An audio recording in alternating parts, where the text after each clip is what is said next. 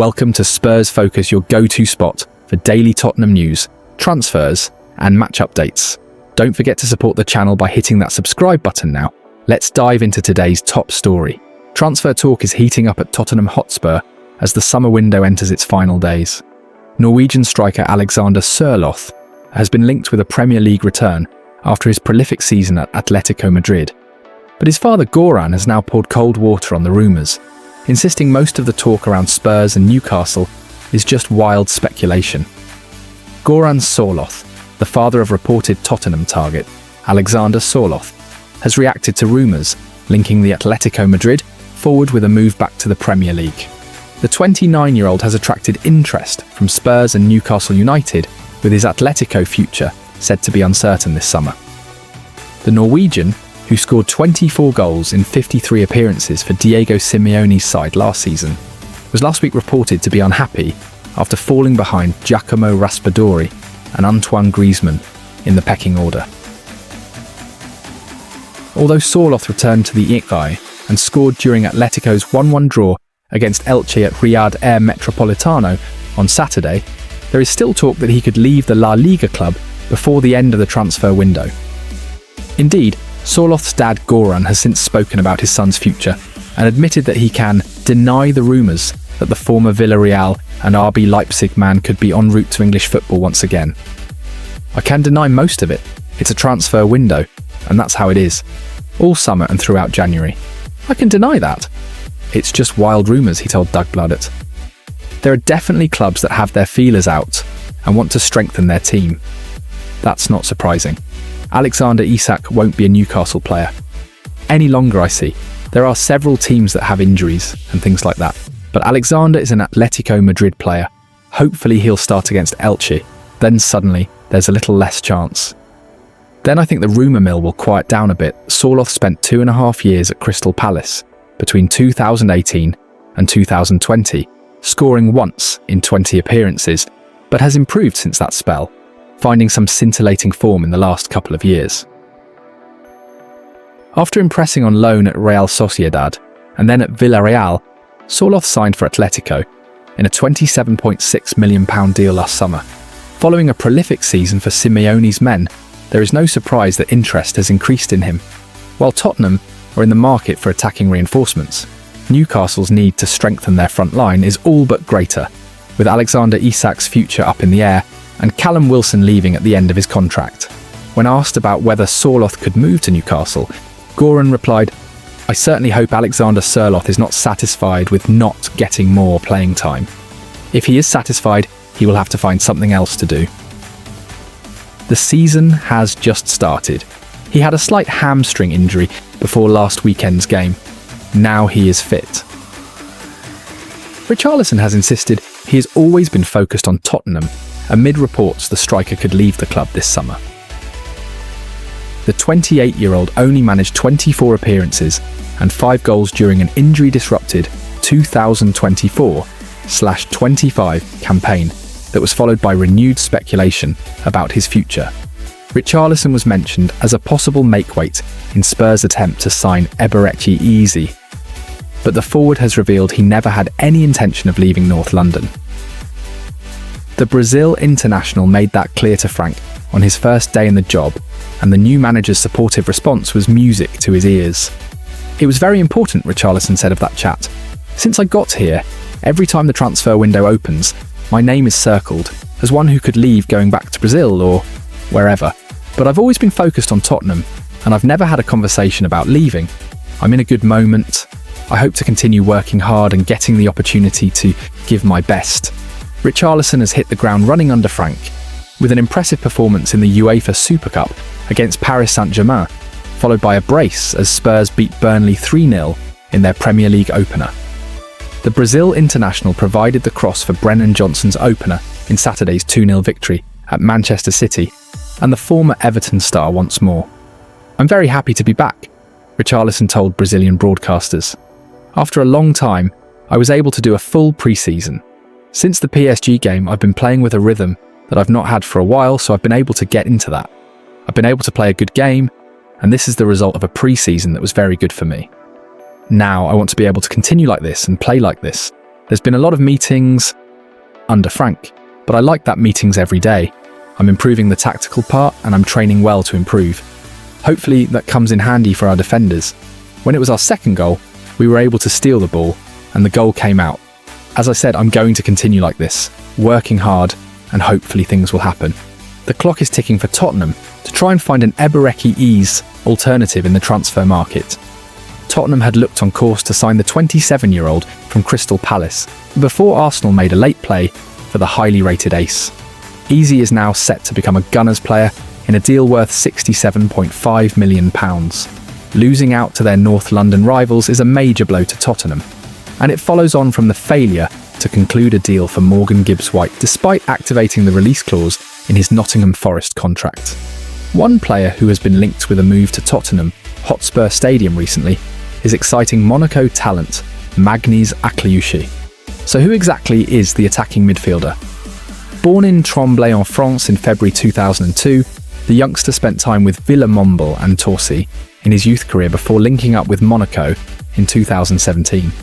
Firstly getting experience in the club's B team, Akliouche graduated to the first team during the 2021/22 campaign and made his debut as a substitute during a 2-0 loss at Lyon.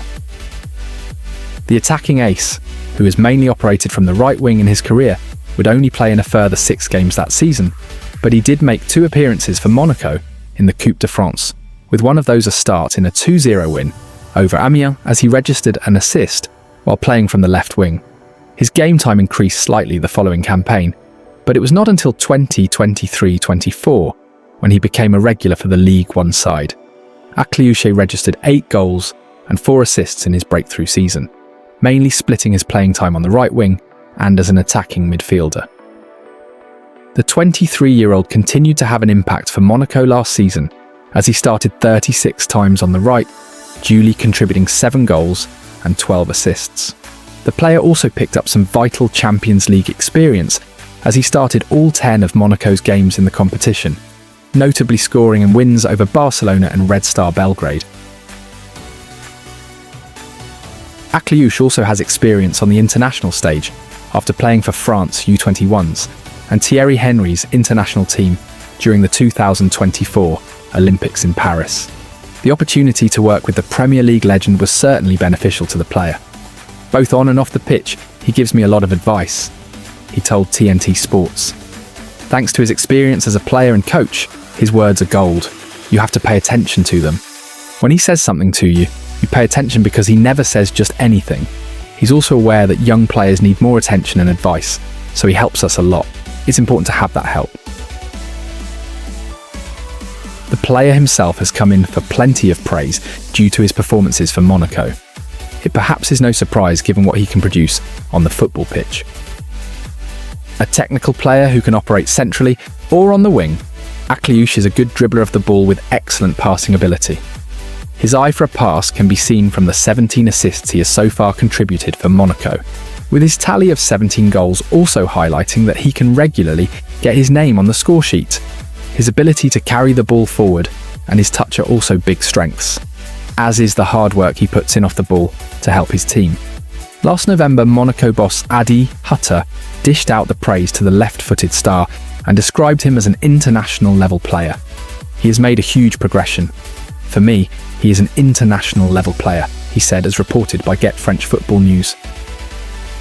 He can be happy that he is an example of our academy, the same as Elias Ben Seguir, who came from the group elite and is now with the pros. When I arrived last season, I saw he was a talent, but when you are up front, or a number 10, you have to bring stats, and set up or score goals. He brings us lots of stats. With 2 goals, he was for sure the key player tonight. Former Liverpool player Takumi Minamino, who is now a teammate of Akliouche at Monaco, noted him as the best young player in the team when he first arrived at the club, and he added that he has huge potential. A move away from Monaco does appear to be on the cards at some point in the future, given his rise over the past few seasons. Whether that is at Tottenham or somewhere else will become clear in weeks and months ahead. Pep Guardiola has finally spoken on the future of Tottenham transfer target Savinho, with the Manchester City boss refusing to give a straight answer over the Brazilian's availability. City are holding out for £70 million, and Spurs have already seen bids rejected. But while Pep played coy, Thomas Frank sent an entirely different message in his pre-match press conference, making it clear he only wants players fully committed to the badge. After Spurs lost out to Arsenal for Eberechi Eze, Savinho now looks like their only concrete target left. But with time running out, the pressure is building in North London. Pep Guardiola has provided a fresh verdict on Tottenham transfer target Savinho, with Thomas Frank also sending a perfectly clear message to the Manchester City star.